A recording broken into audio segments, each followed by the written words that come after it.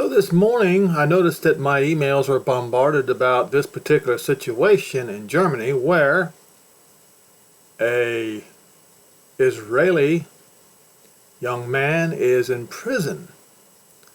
Alright, so we're going to read a little bit about this journalist and social media influencer, and I don't really care that much for social media influencers, but I'm going to keep on reading and I'm going to give you my thoughts and maybe an avenue to help if you would like.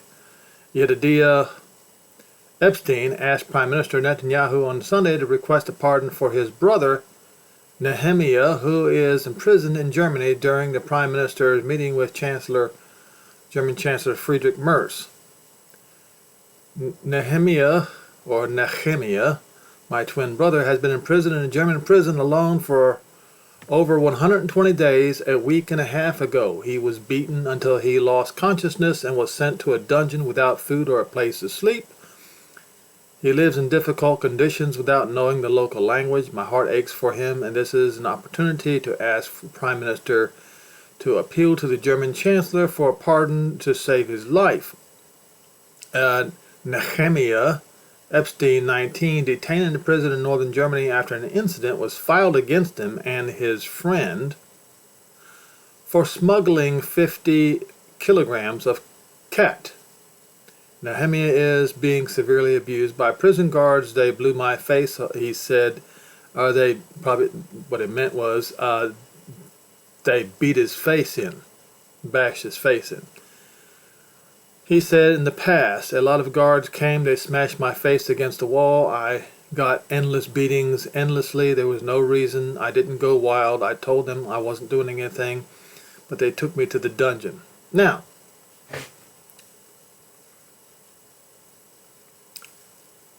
some of you might say, well, you know, he brought in.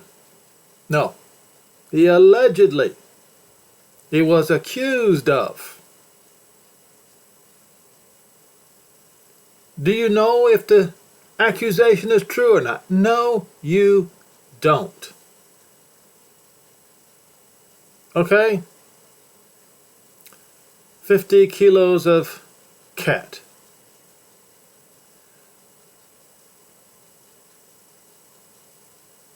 I'm here to tell you, folks, that I believe it is impossible or nearly impossible, and you'll understand why in just a minute here, for an Israeli citizen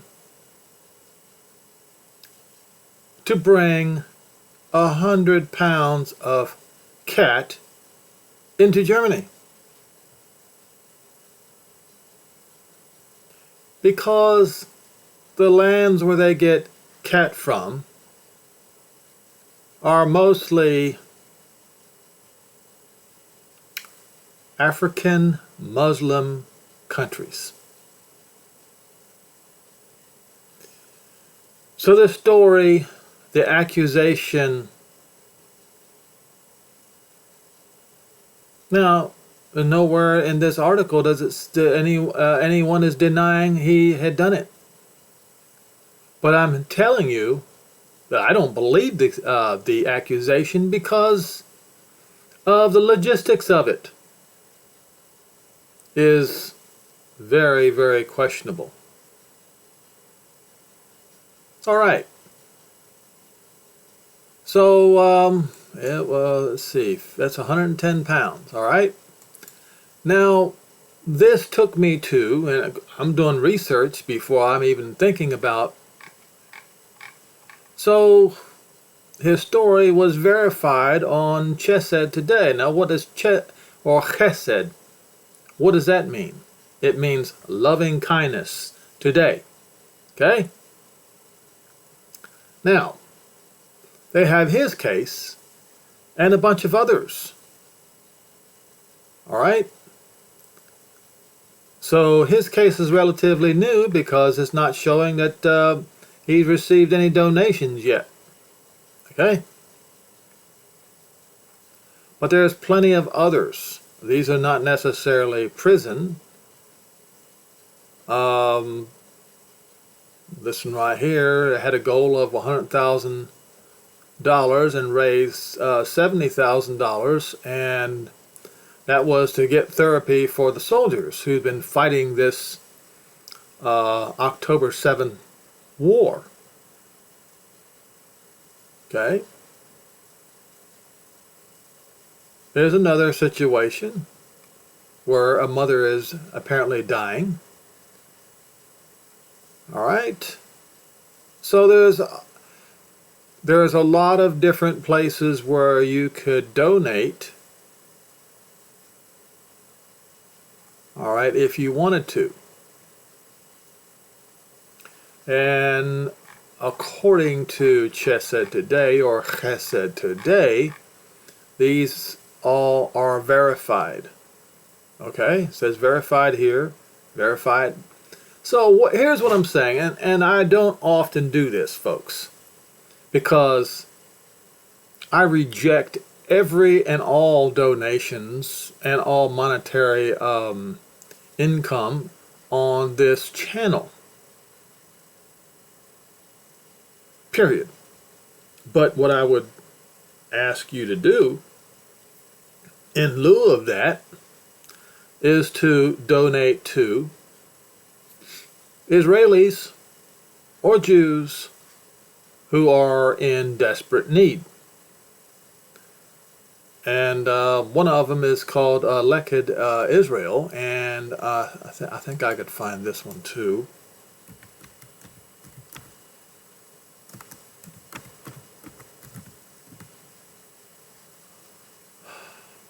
No, come on. Maybe I'm spelling it wrong. Okay. This is Israel's National Food Bank. Okay. This is always a good one to donate to. All right.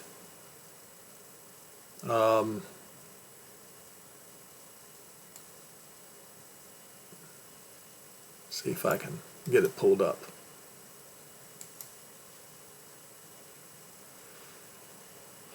Oh, yeah, of course, I misspelled it.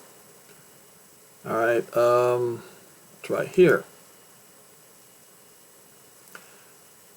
Okay, so this is another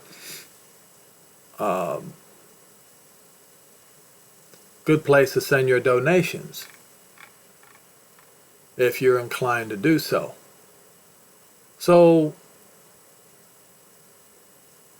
but why would you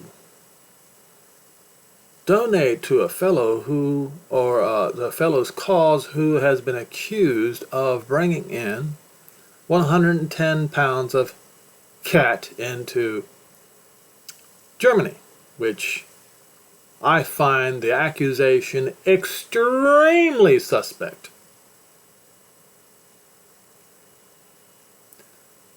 Well, I want to show something to you.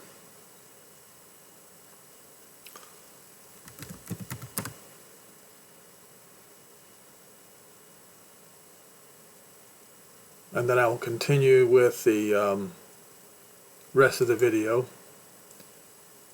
Netanyahu 25. Come on.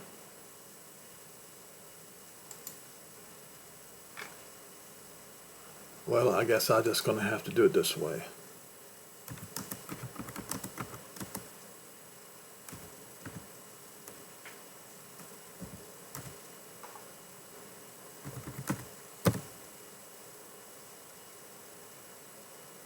Well,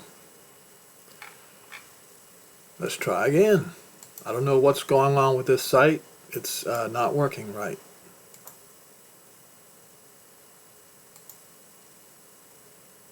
So bear with me.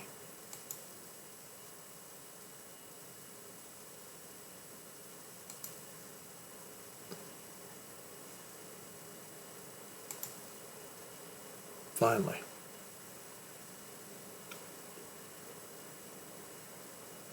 We'll go to Strong's Concordance as soon as it is available. All right.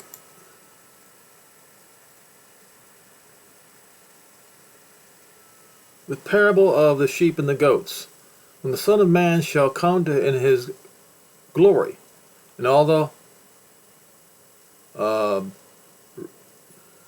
Kodesh messengers with him. And he shall sit upon his throne of glory. And in front of him shall be gathered all the what? Is that all the nations? It's not what it says. All the Gentiles. The Gentiles. Now, where are the Jews in all of this? Where are the lost sheep of the tribes of Israel in all of this? So you have, when you use the term the Gentiles, by default, the other people who are not Gentiles are Israel. Okay? I want you to understand that and get this through your head. So where are the other? Where is Israel in all of this? Remember, the Gentiles, and then the rest are by default the Jews and the lost sheep of Israel. Okay? Don't ever forget that.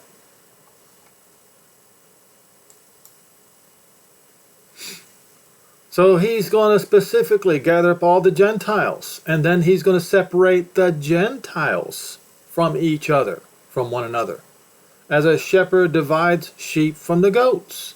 And he shall set the sheep on his right hand, but the goats on the left. And then shall the king say unto them on his right hand, Come ye blessed of my Abba, inherit the kingdom prepared for you. Yes, inviting Gentiles to inherit the kingdom prepared for you from the foundation of the world. Why was the kingdom prepared for these Gentiles? Was it because they believed in the name of Jesus? Nope.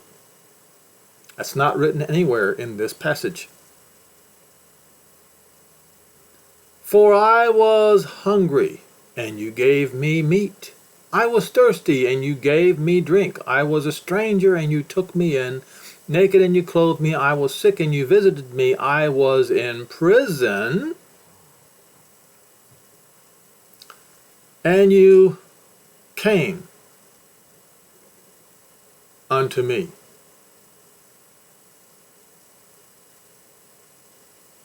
Now, what was he in prison for? Doesn't say. You know why it doesn't say? Because it really doesn't matter. That's not the point. The point was he was in prison.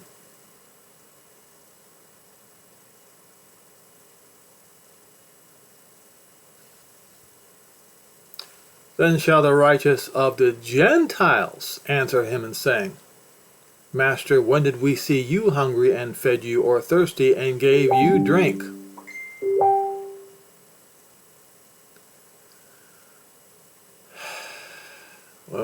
When did we see you a stranger and took you in, or naked and clothed you? Or when did we see you in sick or in prison and came unto you? And the king shall answer and say unto them, Verily I say unto you, because you did it. What does that word say? It says one. To one of the least in size in amount of dignity. Well, when you say that one accused of importing cat into Germany would be of the least in size of the amount of dignity, wouldn't he qualify for that? Of these my brethren. So you just learned that if he brings the Gentiles in front of him, then by default the other non-Gentiles are Israel, Jews. That means the least of these his brethren are by default Jews, aka Israel, and the lost tribes. Because you have done it to the least of these, by default, Israel, you have done it unto me. So what I'm trying to tell you folks is there is a day coming where you will not be able to do this. What do I mean by that?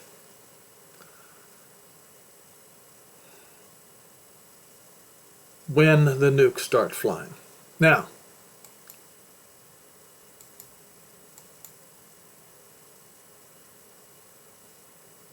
so we read in Revelation.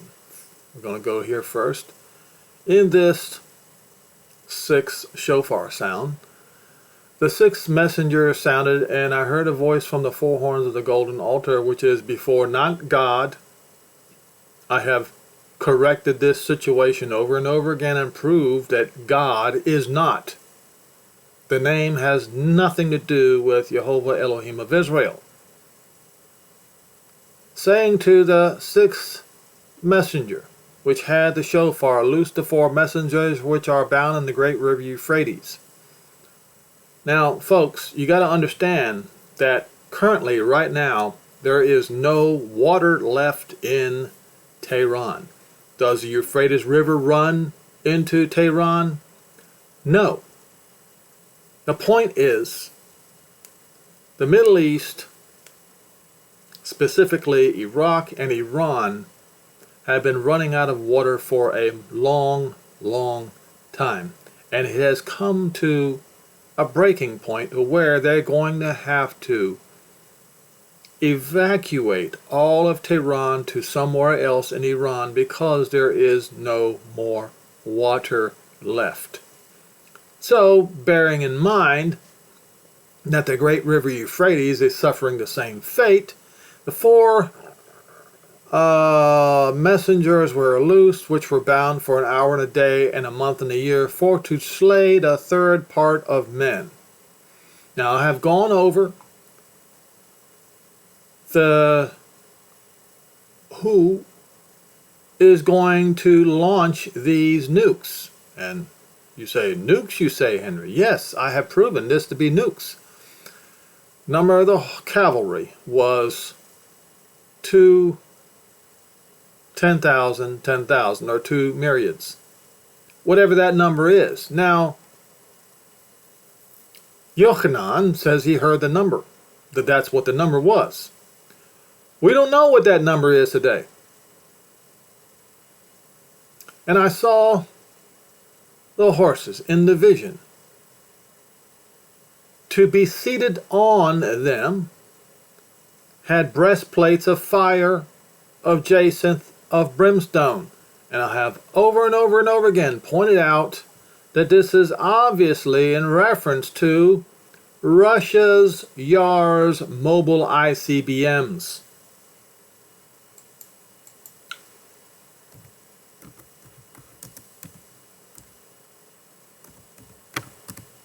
Okay. We'll look at it, look at the images. So, I'll go to eBay and look at them. We need some more pictures here. This is a really good picture here, except it doesn't have the emblem on the side. Let's look at this one. So this, if you look carefully, you will see what appears to be yellow, black, and a red star with a white interior on the star. Okay? So we go and look at, where was I?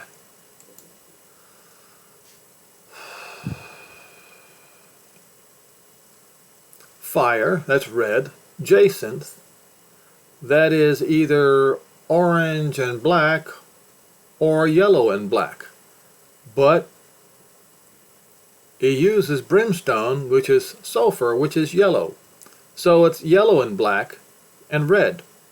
Just like what is on the breastplate of this Yars ICBM.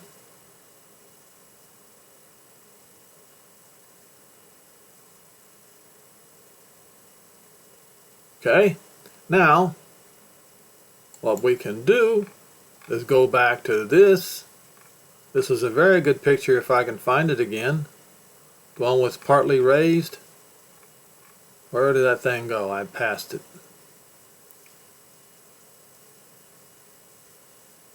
Now I won't be able to find it.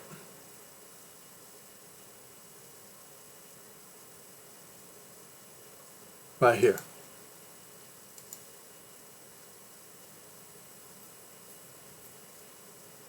Well, it's on YouTube.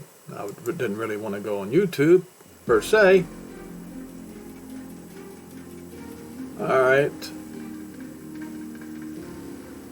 Okay, so I can't, it's not going to raise up for me. It's not going to show me what I need to see. But you get the idea. So the point that I'm trying to get here is, by these three, this is out of their mouths, issued fire and smoke and brimstone, and by these three was a third part of men killed, by the fire, by the smoke, and by the brimstone which came out of their mouth. For the power is in their mouth, and when it raises up, it is in their tail.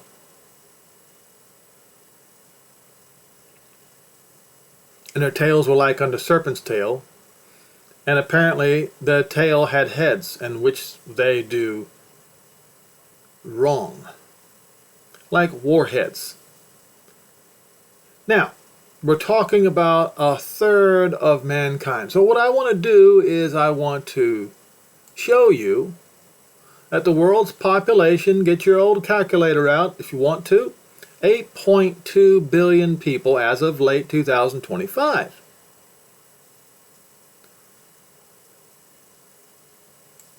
Population of Europe is about 750 million. If you wiped out all of Europe, and the United States is around 325, 350 billion. Okay? If you wiped out all of Europe and all of the United States, you would not, and if you wiped out all of Russia, all of that, you would not reach 1/3 of the world's population.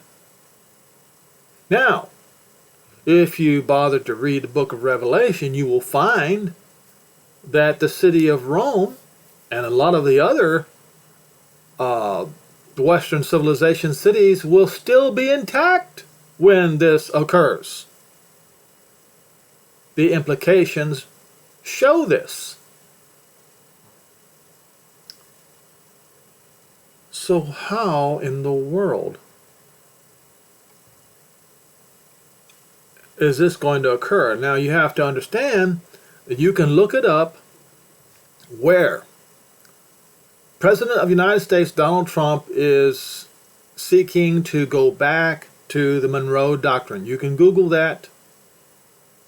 And that is to stay out of Europe's affairs, and the United States covers the Western Hemisphere, North and South America affairs, but stay out of European and Russian affairs. That's what the plan is.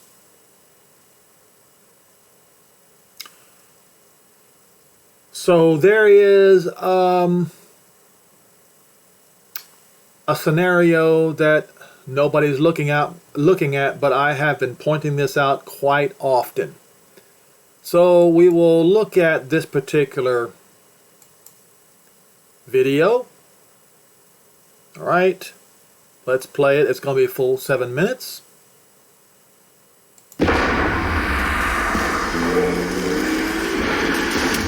Keep your friends close and your enemies closer.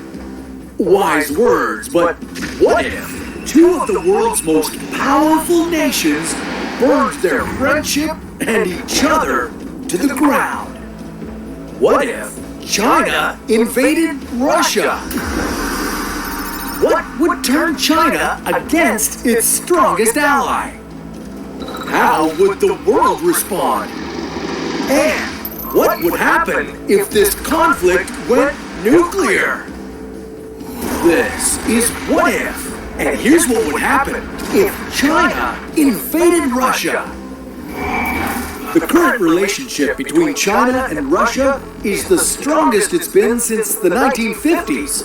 And these two nations share more than just a border. China buys most of its oil from its neighbor to the north. In early 2022, both countries announced collaborations on space, climate change, the internet, and artificial intelligence. After Russia invaded Ukraine and most of the world turned against Russia, China took a neutral stance. And when China set its sights on reclaiming Taiwan, Russia supported China's ambitions. It's safe to say... Did you hear that? Did you get that? When Russia invaded Ukraine, China took a neutral stance, but when China showed interest in invading Taiwan, Russia fully supported it. So who is, I don't know how I can express this. Who is the alpha and who is the beta in this whole relationship between Russia and China? And China did not support Russia invading Ukraine, but Russia supported China coming invasion of Taiwan. Very, very interesting, isn't it? If you read history, you will find that I believe it was in the 1950s that the United States of America had to beg and plead with Russia not to nuke China. Go look it up. These two allies have each other's backs. Well, for now. With Russia's resources drained due to its war in Ukraine, China might have an opportunity to make a massive land grab. So, if this friendship between two dictators turns deadly, how would the United States react? If China broke off its loyalty to Russia, the Chinese would have the edge in the numbers department. China invests $252 billion in its military every year. That's 4 times what Russia spends. And with most of Russia's forces amassed along European borders, China could move its massive ground forces in from the east in a quest to control its former allies' resources and oil reserves, and to reclaim lands Russia annexed in 1860. With over 2 million troops, China could dominate in a ground war. China also has 35 million soldiers in reserve that it could call into action at any time. That show of force might seem overwhelming, but it wouldn't compare to the Russian military's experience, right? Well, maybe not. During the illegal invasion of Ukraine, many Russian soldiers abandoned their vehicles after running out of gas. Yeah, one of the world's largest oil suppliers failed to supply its army with enough gas. The Russian army has been slow to adopt new technology since the Cold War, and fighting 2 wars at once could weaken the Russian soldiers' already low morale. But China may not fare much better. Despite having the largest modernized army on Earth, it hasn't fought a war since 1979. As China moved in, it would find Russia's terrain hard to conquer. Advancing troops across this massive country could be brutal for both sides. Russia's oil reserves could help it turn the tide, as could its fleet of armored vehicles. Russia has a tank force of 12,000 units, while China has less than 6,000. However, with the Baikal Mountains acting as a natural barrier, eastern Russian cities like Vladivostok could fall first to the invading army. Going deeper into central Russia, where the oil fields lie, could be catastrophic. China could lose significant numbers of people and equipment. While their naval forces are equal, Russia's ships would be too spread out across the seas to repel China's attack. By attacking en masse, China's vast submarine fleet could decimate Russia's Pacific fleet. And would anyone come to Russia's defense? These two warring nations are the biggest trade and political rivals of the United States. If China and Russia were at war, the U.S. might just sit this one out and let its competitors eat each other alive. Since the North Atlantic Treaty Organization, NATO, was formed to respond to the now-defunct USSR, none of its 30 countries would dare to get involved on anyone's behalf. Russia might seek help from former Soviet states and trade partners like Belarus, Kazakhstan, and Cuba. But China? Well, that's a different story. North Korea might be the only friend they have in this fight. This conflict would be drawn out, bloody, and have no end in sight. With such a desperate fight on its hands, Russia would have only one card left to play. Russia has over 6,000 nuclear weapons in its arsenal, ready to strike. With only 350 known warheads, China would be outgunned. But it would only take a few strategic hits from both sides to create a nuclear wasteland in all of Eurasia. There you go, folks. Now, if you were to count China,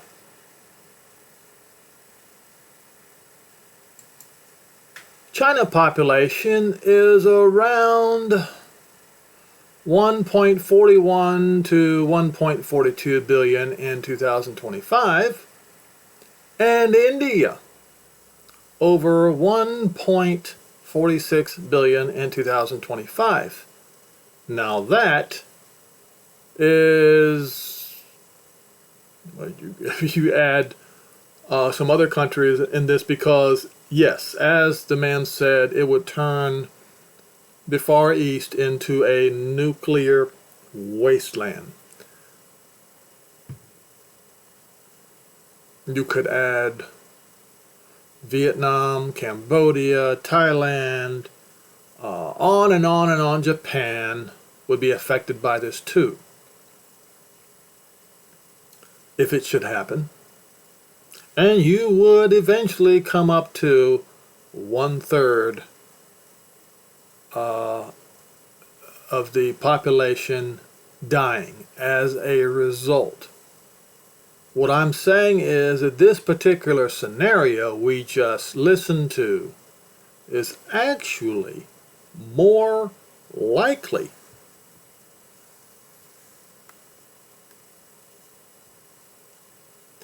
than a launch on Western civilization, because my question is how do you save? Because the salvation of Israel is going to occur. They're bringing all Israel back to the land of Israel from the Gentiles. Is going to occur after this nuclear conflict. After.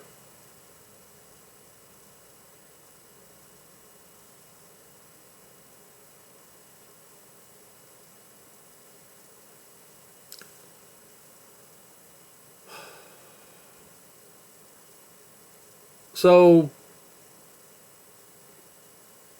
before it's too late,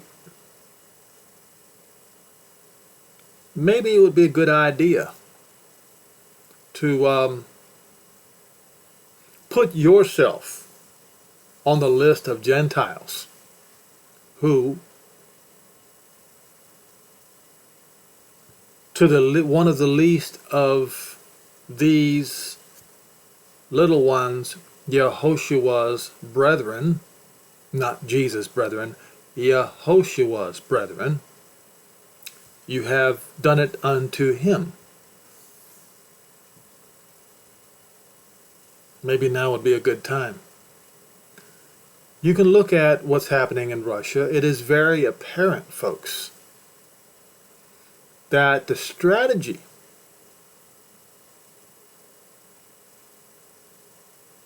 of Western civilization in dealing with Russia is one of forcing Russia to use all of its resources until it has none, conventional weaponry. And you know, China has got nearly 1.5 billion people. If they go and invade very quickly into eastern parts of Russia, and if, you know, a lot of these world leaders think there's a reduction in population that needs to be done. They believe this kind of thing anyway.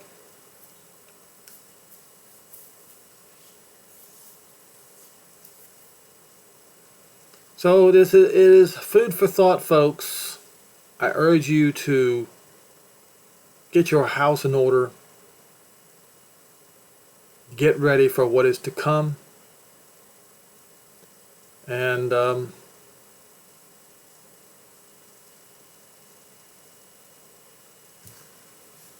if you see a Jew in prison, or if you know of one who's in prison, but you can't go and see him because he's halfway across the world, or any other Jew who is in need, now is the time to get yourself grace in the eyes of Yehoshua.